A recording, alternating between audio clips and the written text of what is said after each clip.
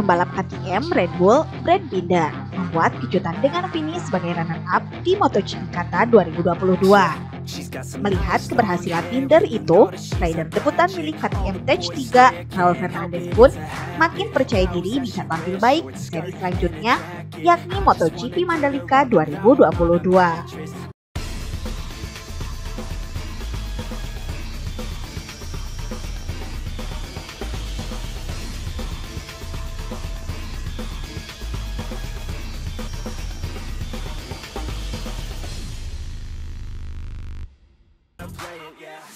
Sebab Raul Fernandez melihat motor KTM RC16 memperlihatkan kekuatan yang sangat menakjubkan di sirkuit Losail, Qatar. Ia pun percaya kekuatan motor KTM itu bisa diperlihatkan kembali di sirkuit Mandalika. Raul sendiri sejatinya harus bekerja ekstra usai tercecer di seri perdana MotoGP 2022. Balapan di sirkuit Losail, pembalap asal Spanyol itu hanya mampu finish di tempat ke-18 dengan catatan waktu 42 menit 54,547 detik.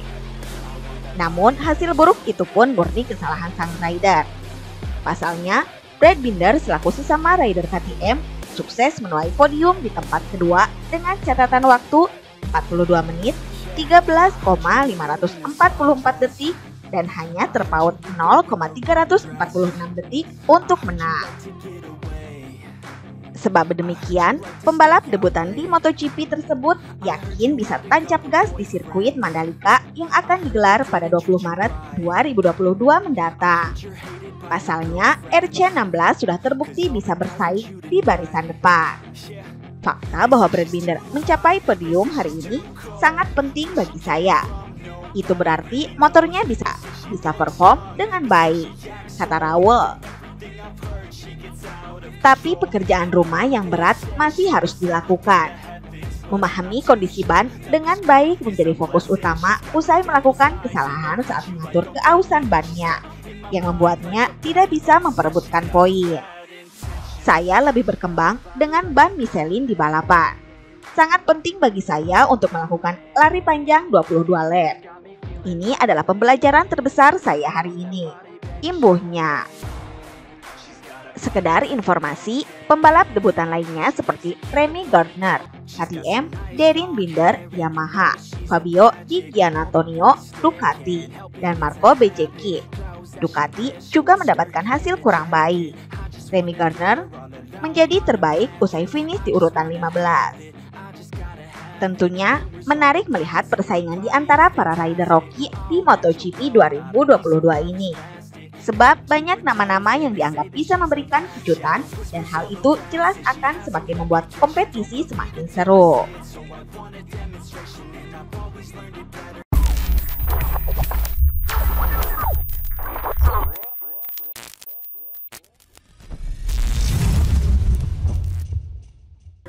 Pembalap Monster Energy Yamaha, Franco Morbidelli, tidak puas dengan performa motor YZR M1.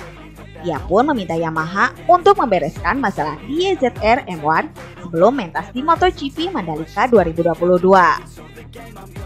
Morbidelli memang gagal tampil apik di MotoGP Qatar 2022. Dia finish ke-11 dalam balapan di sirkuit Losail Doha, Qatar, Minggu 6 Maret 2022. Rekan setimnya, Fabio Quartararo, juga hanya mampu menyegel tempat ke-9. Pembalap asal Italia itu mengaku kesulitan mengendari YZR. Kekurangan cengkraman membuat Morbidelli kewalahan untuk menyalip para pesaingnya. Maka dari itu, Morbidelli tak ingin kejadian serupa terjadi di MotoGP Mandalika 2022. Pembalap asal Italia itu ingin ada peningkatan dari performa YZR M1. Kami kekurangan cengkraman dan kecepatan tertinggi. Ini adalah dua masalah yang sudah kami ketahui, kata Morbidelli. Kami akan melihat bagaimana keadaan di Mandalika dan yang pasti kami akan mencoba menyelesaikannya, terutama masalah cengkraman, sambungnya. Sementara itu, pembalap berusia 27 tahun itu juga mengakui tampil buruk di MotoGP Qatar 2022. Contohnya, ia kehilangan momentum pada dua lap pertama yang membuatnya kesulitan hingga akhir balapan. Saya memulai dengan buruk. Saya kehilangan banyak posisi di dua lap pertama, ucap anak didik Valentino Rossi itu. Sekedar informasi, MotoGP Mandalika 2022 akan berlangsung di sirkuit Mandalika, Lombok Tengah, Nusa Tenggara Barat, NTB, Indonesia. Rangkaian MotoGP Mandalika 2022 akan dimulai dari 18 hingga 20 Maret mendatang.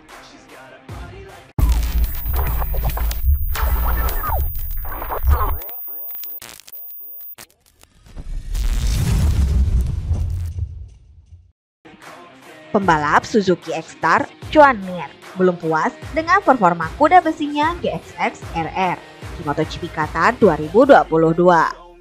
Oleh sebab itu, ia meminta Suzuki untuk meningkatkan performa motornya jelang MotoGP Mandalika 2022. Juara MotoGP 2020 itu tidak mendapatkan podium dalam balapan di sirkuit Losail, Doha, Qatar, Minggu 6 Maret 2022.